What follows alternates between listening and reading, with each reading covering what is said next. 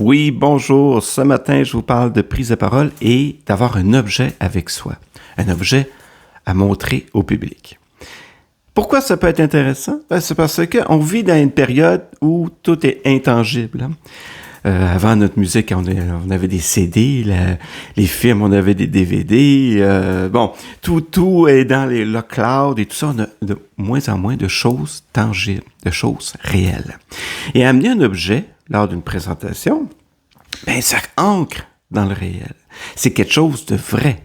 C'est même une preuve de ce que vous allez dire. Et ça, c'est intéressant.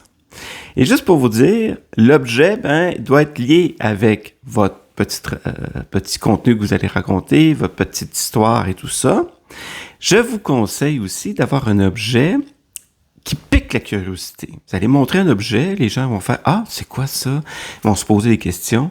Vous savez qu'en storytelling, quand on se pose des questions, c'est là qu'on accroche.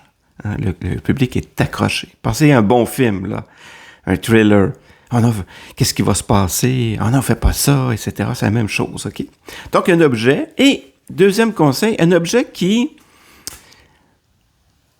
va pas vanter vos grands mérites. Alors, je veux dire que c'est bon, par exemple, vous avez fait des triathlons, vous avez voyagé en première classe, ça pourrait être, je sais pas moi, vous avez ramassé une napkin en première classe, je dis n'importe quoi. Prenez un objet qui, oui, il va démontrer, qui va appuyer votre histoire et tout ça, mais quelque chose qui peut être accessible à pas mal tout le monde, OK? Quelque chose qui peut être accessible. Et en passant, je fais une parenthèse, amener un objet, ça peut être un très bon brise-glace. Si vous avez une petite activité à faire entre employés, tout ça, demandez-leur d'amener un petit objet qui leur rappelle une belle histoire, un beau souvenir, quelque chose de positif en passant, OK? Quelque chose de positif, de fun, de drôle à partager. Ben, aujourd'hui, moi, je vais vous montrer un objet.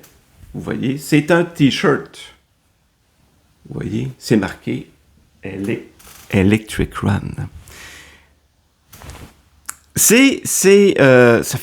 Attendez, ce T-shirt-là a plus de 12 ans. Mais c'est juste pour vous parler, il y a 12 ans, j'ai participé à cette course. Participer, hein, il y a pas de gagnant là-dedans. Mais c'était la première fois que je faisais une course de soir.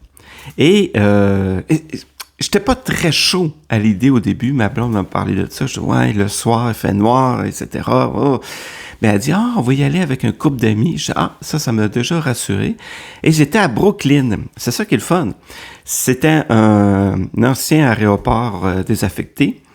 Donc, on prenait l'autobus, on allait à Brooklyn. Ça commençait, je pense, à 7-8 heures le soir. À peu près cette époque-ci, là. Mi-octobre, novembre et tout ça. Donc, il fait noir assez tôt. Et on devait porter chacun soit des lumières, quelque chose de fluo. OK? Et nous, on avait la même chose. C'était des genres de perruques avec des lumières et tout ça. Ce qui était le fun, c'est qu'on pouvait se reconnaître parce qu'il y avait beaucoup, beaucoup de monde. Et c'était juste un 5 km. Mais il y avait de la grosse musique tout le temps. Et à chaque kilomètre, c'est ça qui était intéressant, il y avait comme une activité. Bon, au premier kilomètre, il y avait comme des jeux d'eau avec des lumières. Deuxième kilomètre, il y avait installé un genre de piste de danse avec des lumières, etc. Puis ça finissait par un spectacle de DJ et tout ça. Mais c'était le trip total.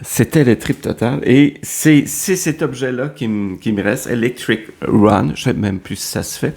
Mais c'était, quand vous dites, là, que c'est hors du temps et on parle la notion du temps.